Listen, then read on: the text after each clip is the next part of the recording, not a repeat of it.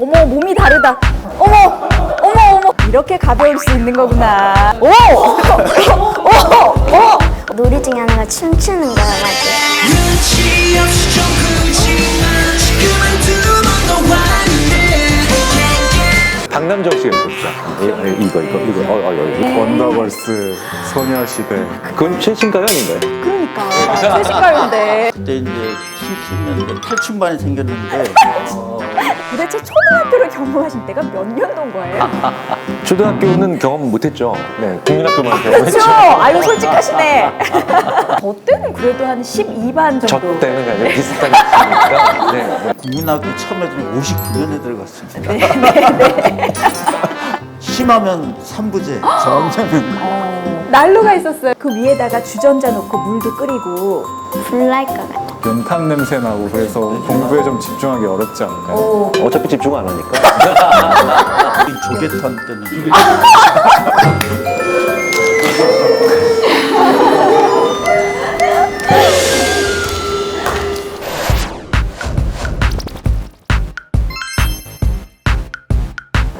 저는 10대 대표 480만 유튜버 어썸안의 하하하하입니다.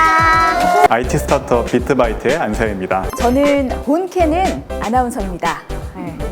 고3 그다음에 중학교 2학년 두 딸의 아빠인 심리학자 김경일입니다. 네. 대통령께서 국가교육회의 의장으로 일하고 있습니다. 안녕하세요.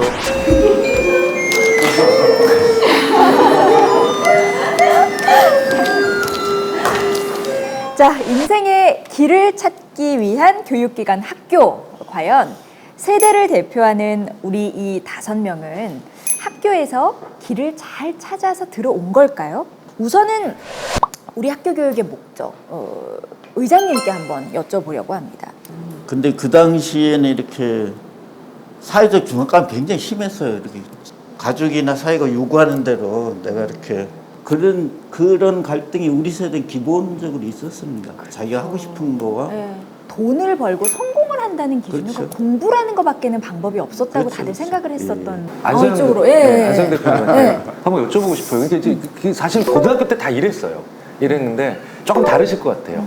일단 제가 특성고등학교로 진학을 결정하게 된 가장 큰 계기는 중학생 때 제 꿈이 굉장히 유명한 소프트웨어를 만드는 것이었어요.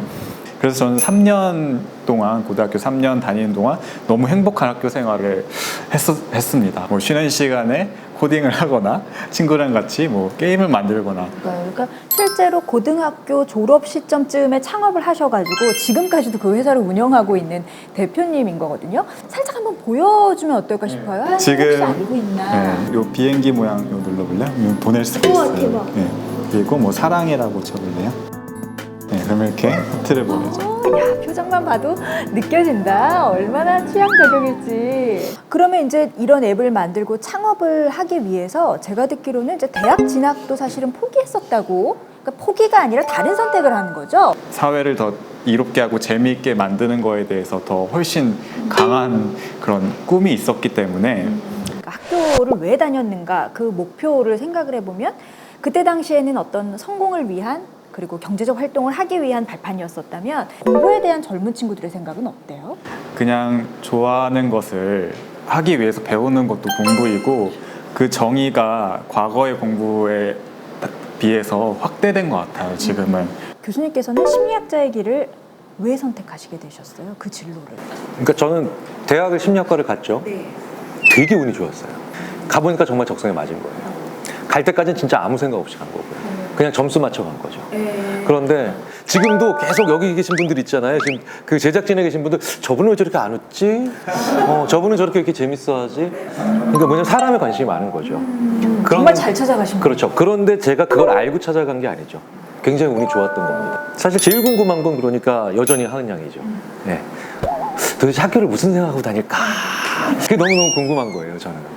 다니라 해서 다니는 줄 알았는데 며칠 전에 사회 시간에서 그 교육의 의무를 배워가지고 그래서 내가 다니는 건 했어요. 의무이기 때문에. 그게 의무이기 때문에. 아, 그러니까 문재 아나운서께서도 네. 내가 내 어떤 재능이나 아니면 나의 특징이나 이런 걸 발견하게 된 그런 계기가 있을 거 아니에요.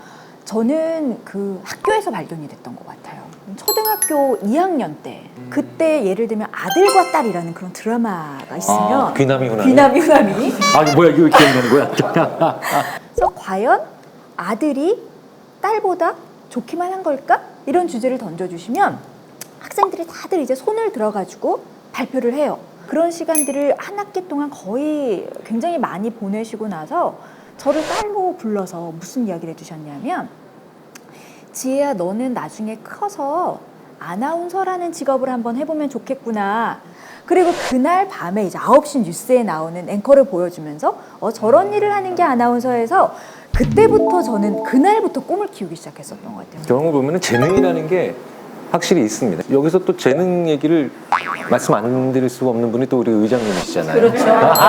또 재능남. 네. 문학소년이셨나요? 뭐 속으로만 속으로만.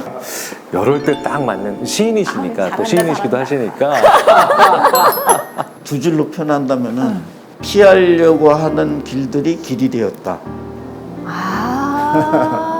그 가장 큰 재능은 자기 내부의 필연적 요구다. 그 사회적 압박이 너무 심해서 진짜 문학을 하면 안 돼. 중학교 때부터 그런 내가 글을 쓸 것 같다는 느낌이 있었는데 네. 그랬는데 대학에 가서부터 이제 쓰기 시작했거든요. 네. 그걸 할 수밖에 없는 자기 내적 강렬한 내적 요구. 그게 전 가장 큰 재능이라고 봅니다. 그리고 그걸 될 수 있으면 이제 앞으로의 세대는 그걸 따라갈 수 있게 교육이나 이런 게 돼야 되겠죠. 저한테도 너무 참 이게 해당되는 게 네. 사람에 대해서 궁금해하지 않으려고 정말 그걸 피하려고 노력을 노력했는데, 했거든요. 네. 근데 그게 길이 되는 거죠. 맞네요, 진짜. 네. 그리고 우리가 이제 하은 양의 재능을 이야기를 안 할 수가 없습니다, 실은. 언제부터 춤을 추게 됐어요? 또 한 4살? 3살부터 춤 좋아하게 됐어요. 4살, 3살 때부터 그렇게 춤을 잘 추기 시작했어요? 그냥 제 삘대로 제 삘대로. 그 삘이 남과 다르다는 거예요. 그 삘이. Shout it out loud. Let's turn on my summer day. Hit the drum. Dum dum dum diddy dum dum dum dum diddy dum dum dum diddy dum dum. Turn on my summer. Dum dum dum diddy dum dum dum dum diddy dum dum. Turn on my summer.